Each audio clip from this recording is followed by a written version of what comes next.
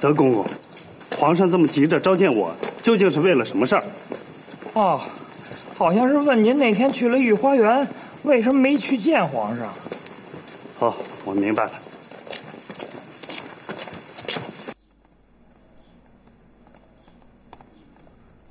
皇上，代人传来了。臣戴渠亨叩见皇上。起来，起来，起来！谢皇上。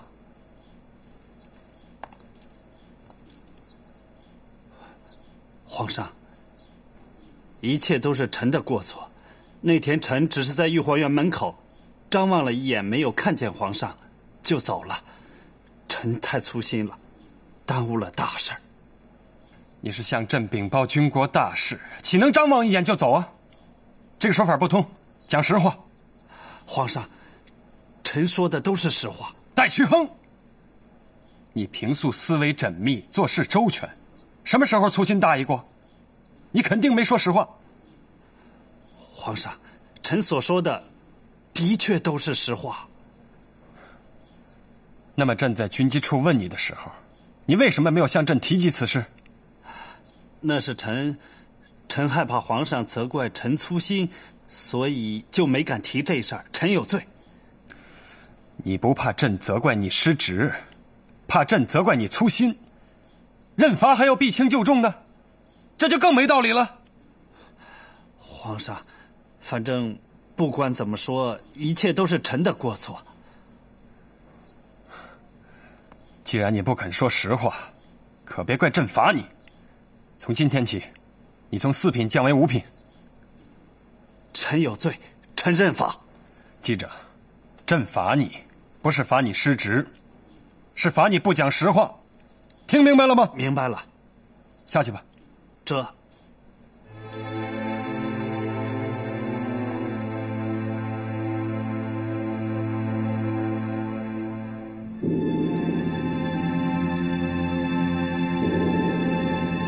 申时已过，也差不多了，要不你就起来吧。父皇说2个时辰，就2个时辰，免得惹他老人家不高兴。唉，皇上，你快回屋歇着吧。不，朕要陪着你。皇上，臣妾求求您了。皇后娘娘，哎，您不能这样，这样对身体太不好了。您还怀着小皇子呢。皇后娘娘，那我们都陪您一起跪着。不能啊！不，你们都别跪。酉时已到，快扶皇后起来。快！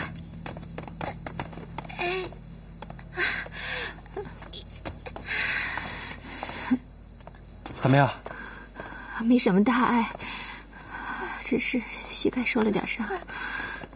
在石板上跪这么久，一定是跪伤了。德林，奴才在。快去叫太医。这。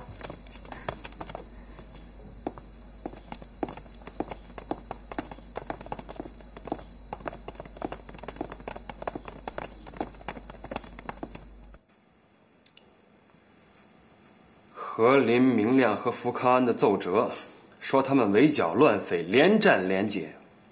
可这仗刚开始还只是在川鄂两省打，现在居然打到湘黔了。真不知道他们这些胜仗是怎么打的。皇上，依我看，肯定是现在的剿匪策略不太妥当，必须让那几个督府和将军另谋戡乱良策。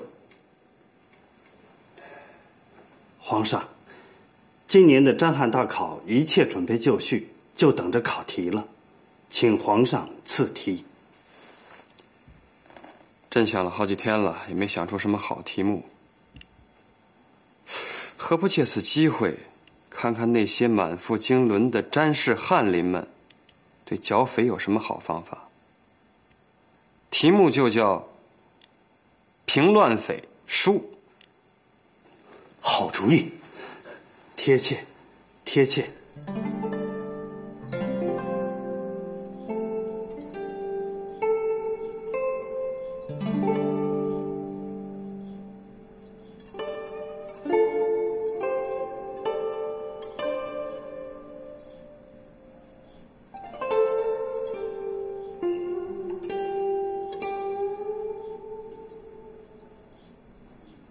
乱匪者，本为平民也。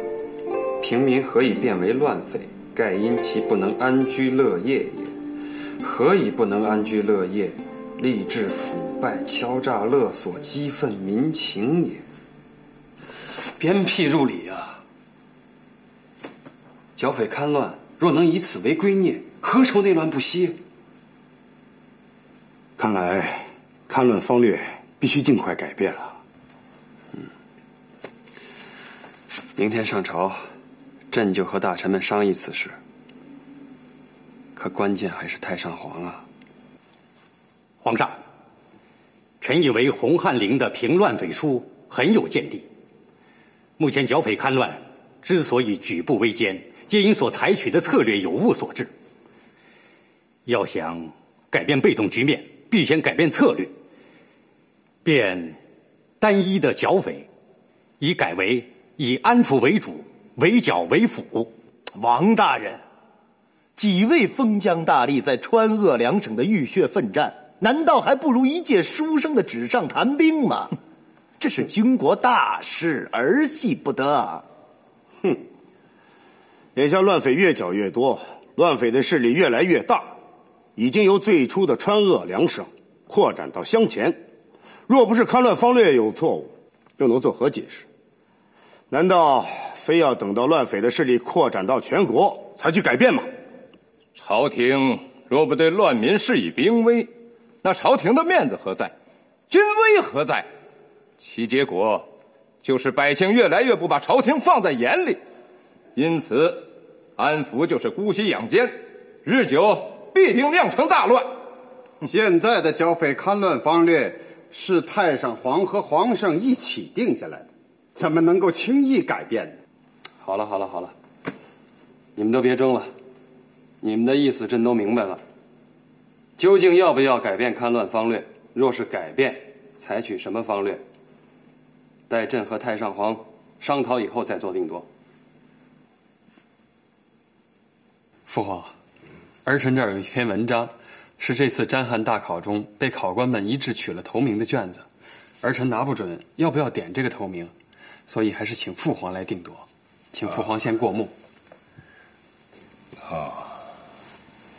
头一名，好，一会儿朕仔细的看一看。你跪安吧。这。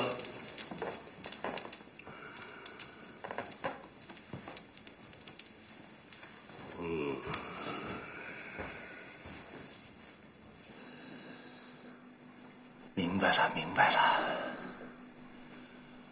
他是想利用洪亮吉的文章劝说太上皇，这可真是个如意算盘呐！何大人，这个消息对您有点用处吧？当然，当然。啊，鄂总管，一点小意思，请笑纳。何大人，您太客气了，那我就告辞了。鄂总管慢走了。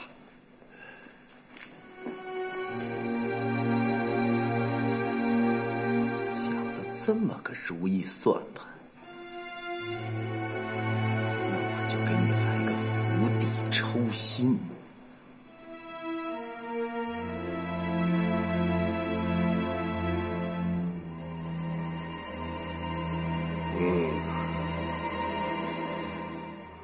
有才具，有见地，点子也不错。这个人是谁啊？父皇请看，是洪亮吉。洪亮吉，洪亮吉。本身，方杰，奴才在，臣在。你们看呢？臣的看法跟太上皇一样。这篇奏书切中时弊，对当前的戡乱大计很有启发呀。太上皇，奴才也以为洪亮吉的文章最为拔尖。朕同意你们的看法。父皇，那这次詹汉大考是不是就取洪亮吉为头名啊？太上皇，奴才以为是不是太上皇亲自召他上殿问话更为妥帖？见见，见见。传。来，洪大人，来，请，好。洪大人，赵某一向仰慕大人的高才啊，今日一见，一定得敬大人一杯啊！赵大人，过谦了，这杯应该是洪某敬赵大人的。哪里？来，同饮。同饮。哎呀，好爽！哎呀，大人真痛快！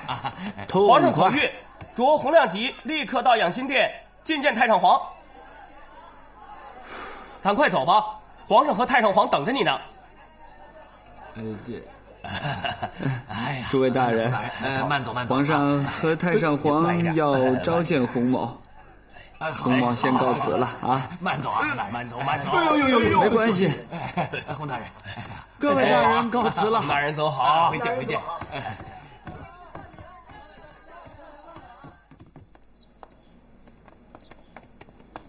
哎，那儿呢？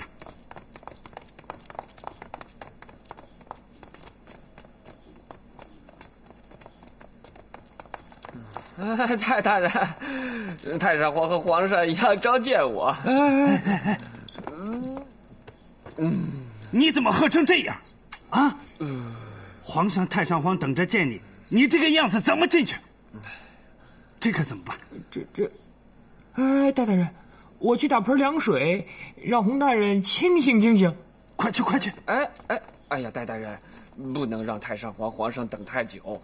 大不敬！你还喝成这样？亮吉，我告诉你，等会儿太上皇要问的就是你写的那篇平乱匪书，还记得吗？哎呀，大人，那是我深思熟虑的精心之作，怎么能轻易忘记呢？乱匪者本为平民也，平民何以辩论匪？盖因其问。记得就行了。哎，凉水来了！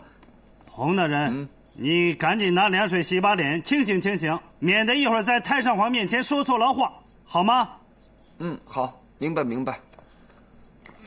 拿着。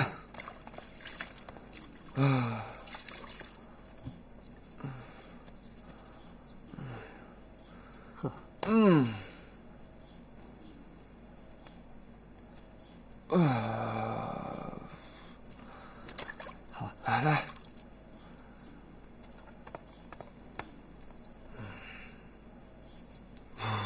好点吗？大人啊，上殿吧。哎呀，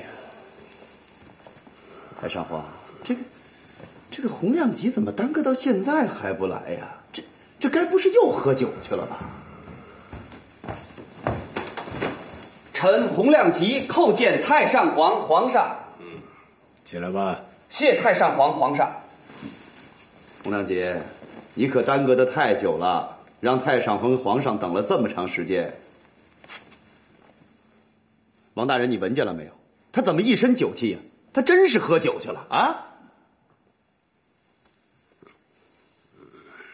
洪某刚才的确小酌了几杯。寝殿之前你都敢喝酒，你这个酒瘾也是大了点啊！何大人别忘了，皇上、太上皇是临时召见，洪大人并不知情。王大人，话是这么说，可是这一身酒气来见太上皇跟皇上，这也算大不敬吧？好了，何中堂，还是先说正事儿吧。洪亮吉，把你在平乱匪书中提出的戡乱方略，在太上皇面前概要陈述出来，请太上皇赐教。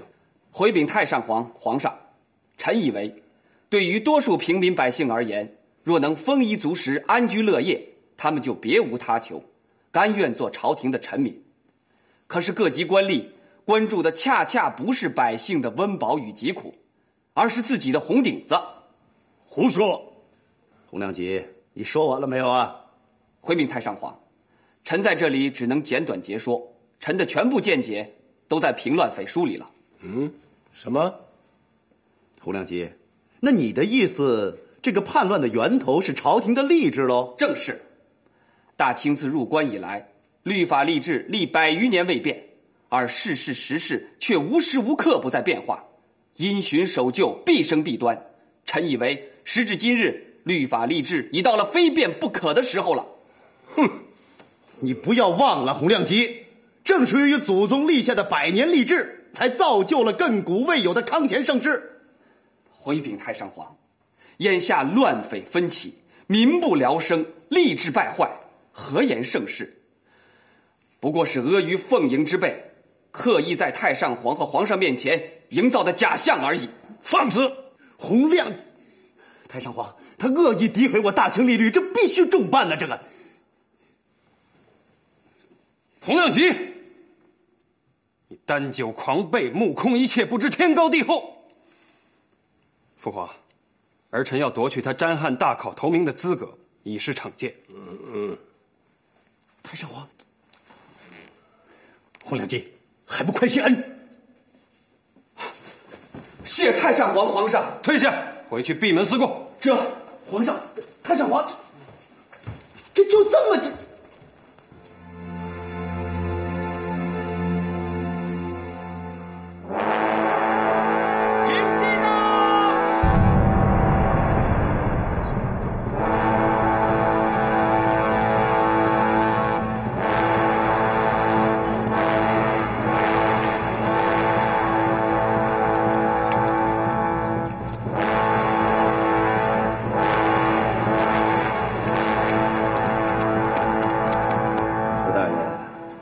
现在这个乱匪成了朝廷的心腹大患，如果能够迅速剿灭，那么令兄福康安设地和林，这便是加官进爵的功臣。如果不能一时剿灭，朝廷必然也是一众二人，仍然是节节高升。这往后朝中可就没有什么别人说话的份儿了。啊，对呀，这进退都是招好棋呀。说句不该说的话了，还真得感谢那些乱匪闹事儿啊，否则哪来这样好的局势啊？时势造英雄啊！何大人、福大人，不好了！慌慌张张成何体统？有事慢慢禀报。这四川总督何大人送来600里加急，奏报经略大臣福大人在苗疆殉国。你说什么？经略大臣福大人在湖南殉国了。福大人，令兄真的是阵亡了。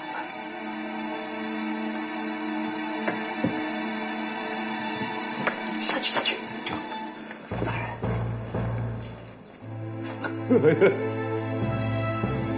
你怎么就这么走了，哥呀！福大人，人死不能复生，节哀顺变，节哀顺变。他一句话都没留下，就这么走了，哥呀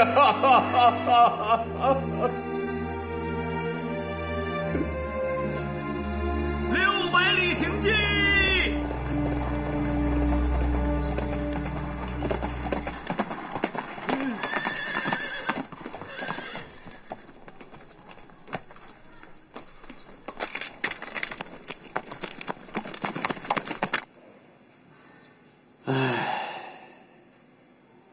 福大人，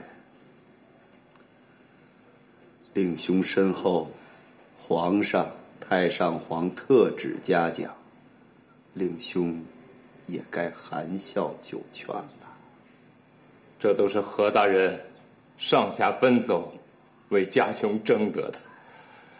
下官在这儿谢过何大人。大人，你我之间不必如此。何大人，何大人，四川总督何大人他。何大人怎么了？快说！何总督在四川，他殉国了。何大人，何总督也殉国了。何大人，何大人，何大人。何大人，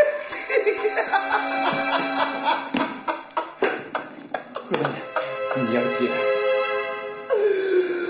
也是。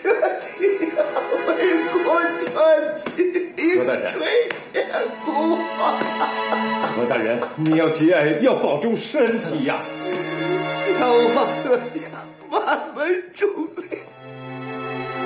应该让义兄先走啊！你怎么先走了？何大人，您是何大人，人死不能复生，但要死得其所呀。何总督身为封疆大吏，在剿匪阵前为国捐躯，身后必定会有殊荣荣誉呀。何大人节哀顺变，早做谋划呀。想那何林乃是舍弟，他身后之事，我不便出面。傅大人，多承你多向奔走，千万不能委屈了舍弟。何大人，请放心，这件事包在我身上，绝不会让何总督受半分委屈的啊！何大人要保重啊！皇上，和珅不仅害了福康安，而且还害了他的亲弟弟，这是他自尝苦果。皇上，连着2位封疆大吏死在剿匪阵前，这足以说明乱匪的势力之大，气焰之嚣张。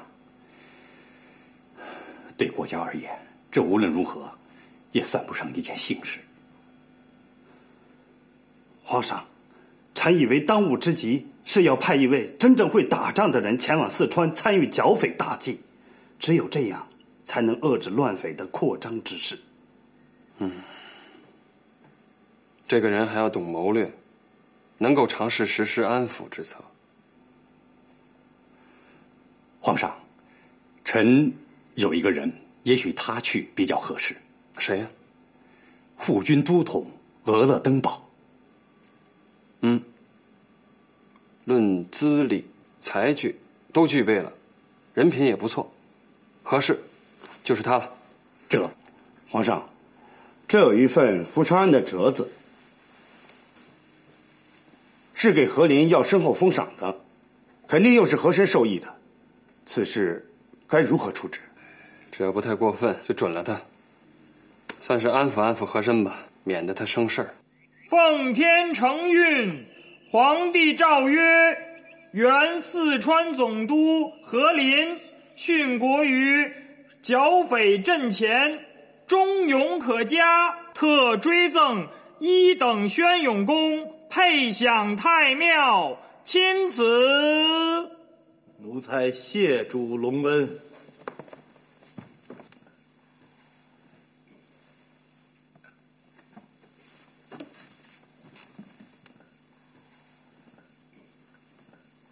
奉天承运，皇帝诏曰：着护军都统俄勒登堡继任福康安勘乱经略大臣一职，统摄剿匪事宜，钦此。何大人，俄勒登堡继任经略大臣，若是得知了内乱真正起因，发现家兄与令弟在剿匪中落下的亏空，恐怕会令亡人受辱，咱得赶紧想个办法呀！就趁着我办丧事这么会儿功夫，他们就把空子给钻了，这叫乘人之危。不过你也甭着急啊，我们手上不还是有一个四川总督的空缺吗？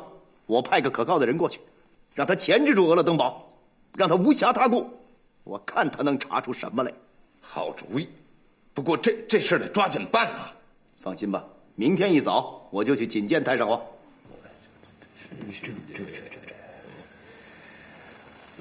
老总管，太上皇的意思是让奴才推荐一个得力的人才出任四川总督，是吧？是，太上皇说的是这意思。太上皇，奴才以为九门提督乐宝很善于用兵，是个很难得的人才。当然了，资历嘛是浅一些，官居2品。不过现在朝廷正是用人之际，应不拘一格启用人才，奴才以为可以着一级任用。这那奴才就替太上皇拟旨了。罗总管，那麻烦您回头前上太上皇的大宝。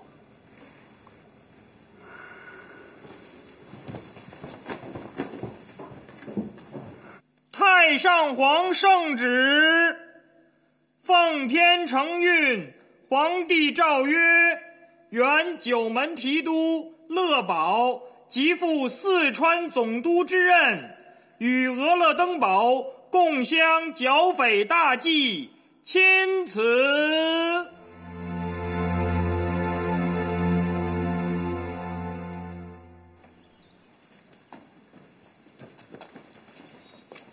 何大人此去责任重大，剿匪能否成功，就看你的了。为朝廷效力，下官当万死不辞。只是对戡乱方略，下官还有些疑问呢。此次特来辞行，就是想请中堂大人指点一二。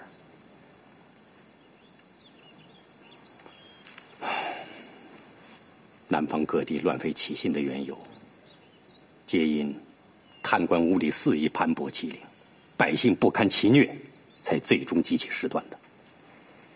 所以，要想戡乱成功，必先整顿当地吏治，安抚百姓。几个月以前，皇上欲采纳洪亮吉的主张，试图改变戡乱方令，却被和珅阻挠了。因此，也使得各地乱匪日益壮大至现状啊。所以，额大人此去，一定要切实查究，搞清内乱的原因，据实上奏。另外，福康安和和林假借剿匪之名，吃了不少空额，落了不少亏空，你也一并查清，据实上奏。多谢中堂大人指点，下官一定照中堂大人的意思去办。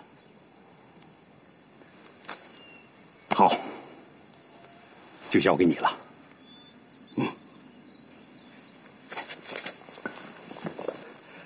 谢何大人栽培，乐宝莫齿不忘。哎呀，乐大人，你这是干什么呀？都是自己人，不必行此大礼。来，起来，起来，起来，走。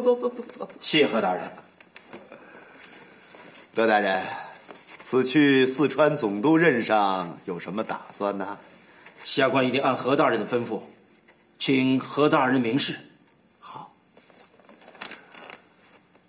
俄勒登堡此去经略大臣任上，一定会执行王杰那一套，什么纠察内乱起因，搞什么安抚策略。你要做的就是事事处处与他掣肘，不要让他成什么事。下官一定按何大人意思办，俄勒登堡休想成事。好。哦，对了，这个前任账上可能有点亏空，你要小心掩盖啊。下官明白。那何大人，下官告辞了。行，去吧。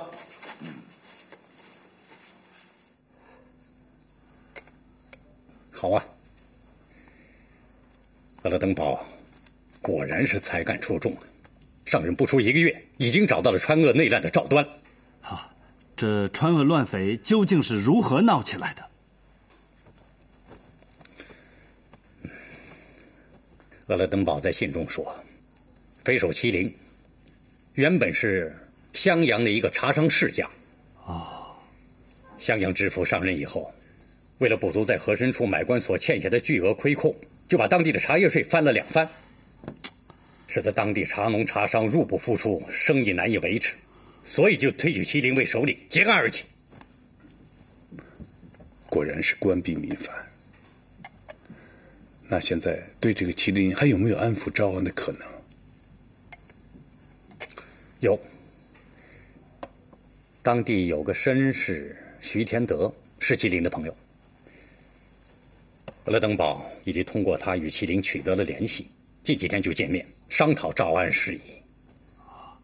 这麒麟是乱匪当中势力最大的一支，他若归顺了朝廷，其余的乱匪也就不剿自乱了。如此看来，这内乱很快就能得以平息了。不，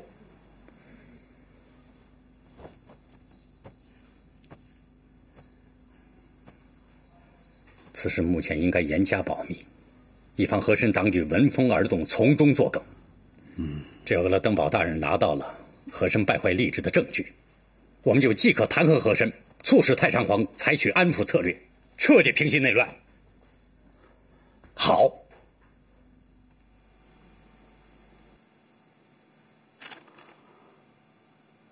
幸亏何大人棋高一招啊，派乐宝前去钳制鄂勒登堡。要是鄂勒登堡真的招安成功，那一切可就都完了。何大人，我们下一步怎么办？趁鄂勒登堡和麒麟会面之际，把他们两个一并拿下。这样，第一，可以夺得剿匪头功；第二，可以参鄂勒登堡一个私通乱匪之罪，他就是跳进黄河，他也洗不清。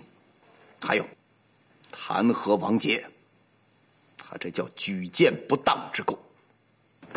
大人，我回来了。何大人有信吗？有，请大人观目。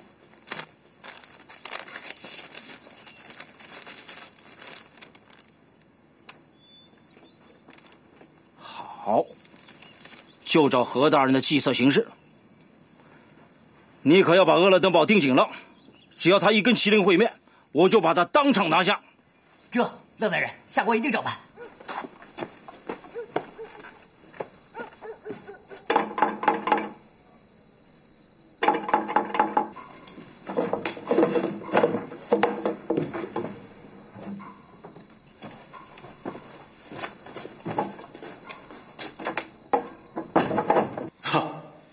大家都这么站着，不太好吧？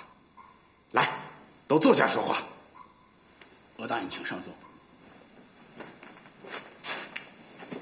额大人已经坐下了，齐头领也请坐下吧。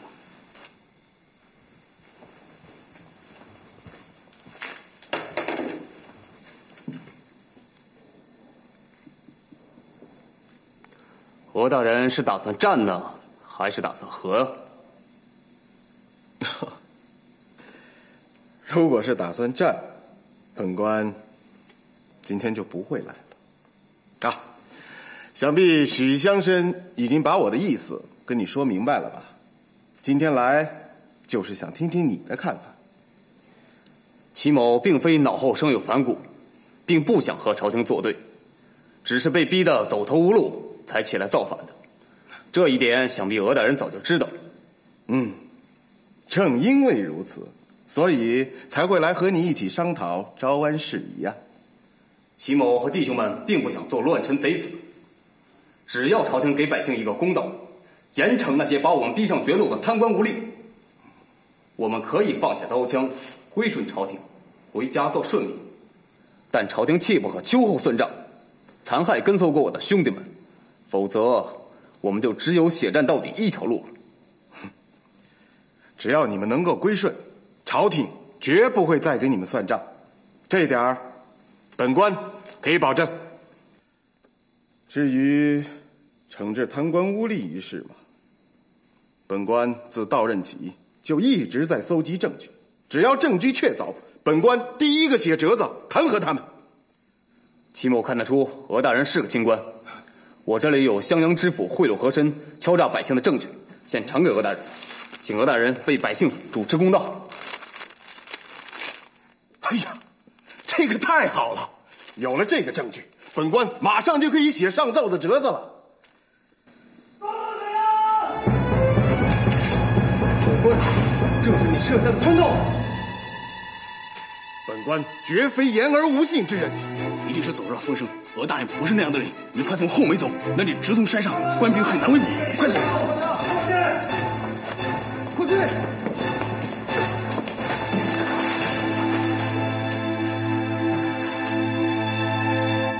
许天德，你把乱匪藏哪儿了？快交出来！什么乱匪？没有啊！大人，乱匪杀了我们几个兄弟，从山上逃跑了。许天德，你胆敢私通乱匪！来人呐！在！把许天德给我抓进大牢！鄂大人，本官在此，你要抓人，难道不应该请示本官一声吗？我是鄂大人，你终于还是沉不住气了。我正要问你，这通匪的罪名，你打算如何替自己洗清啊？放肆！本官今天的招安大计几近成功，你捣乱不说，还敢血口喷人！快，放了许乡绅一家！哼，究竟是招安还是通匪，谁能说得清楚？我还告诉你，这许天德，我今天是抓定了。哼，你敢违抗本经略大臣的命令，我定会上奏朝廷，将你革职重办。我也这样上奏朝廷，告你私通乱匪，看咱们谁能告得过谁。把人给我带走！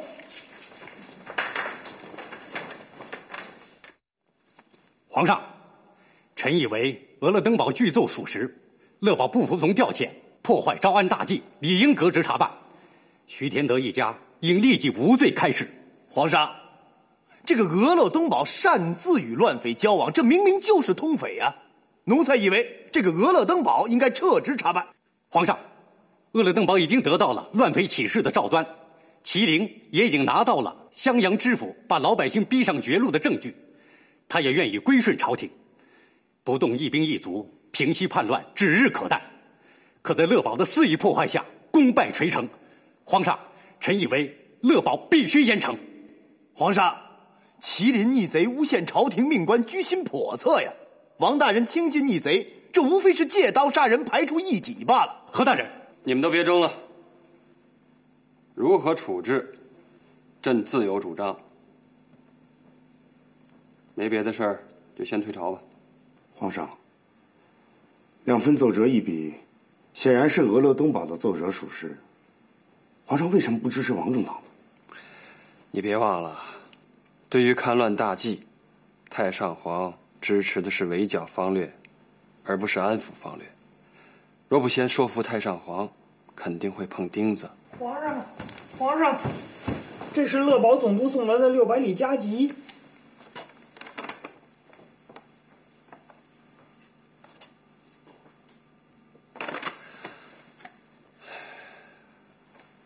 出什么事儿了，皇上？麒麟夜袭官军大营，救出了许天德一家，还险些要了勒堡的命。勒堡有了口实，把责任全推给了俄勒登堡。皇上，和珅一定会借此事大做文章的。朕要立刻去见太上皇，以免和珅蛊惑。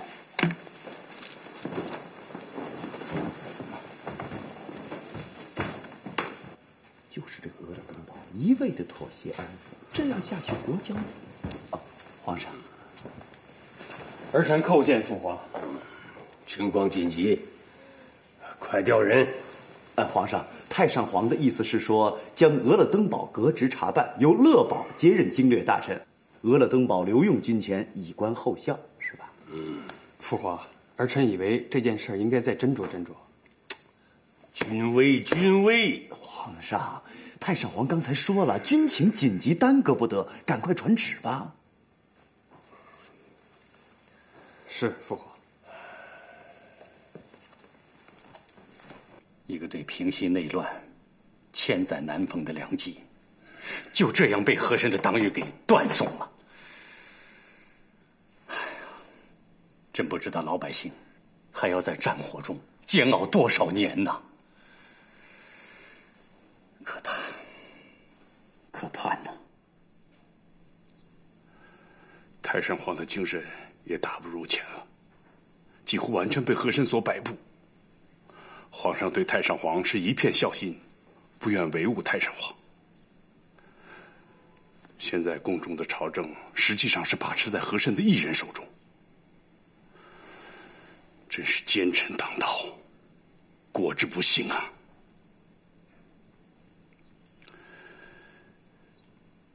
对了，今天和珅还向我索要祖传秘方，说要医治他的脚疾。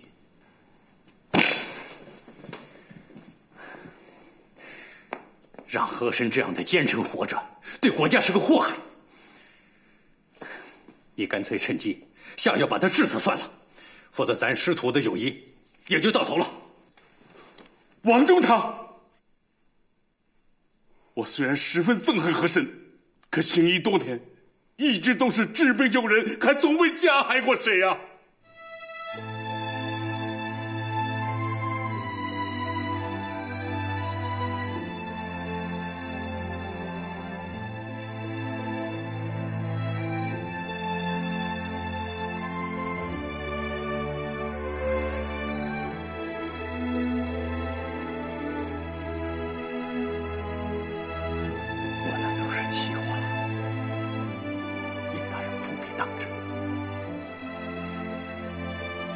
就是再恨和珅，也不至于让你采用这种卑劣的行径。咱们还是从各地的亏空入手吧。好，弹劾和珅在掌管户部以来，层层虚报挪用，致使国库空虚。这个情况我最清楚，奏折我来写。好。戴去亨，听说尹正图上奏了一本弹劾折子。哦，是有这么一份折子，福大人。他弹劾什么？他好像是弹劾下面府库亏空严重，福大人。这折子在哪儿？快拿给我！哎呦，这折子下官已经把它转呈给皇上了。要不我再帮您要回来？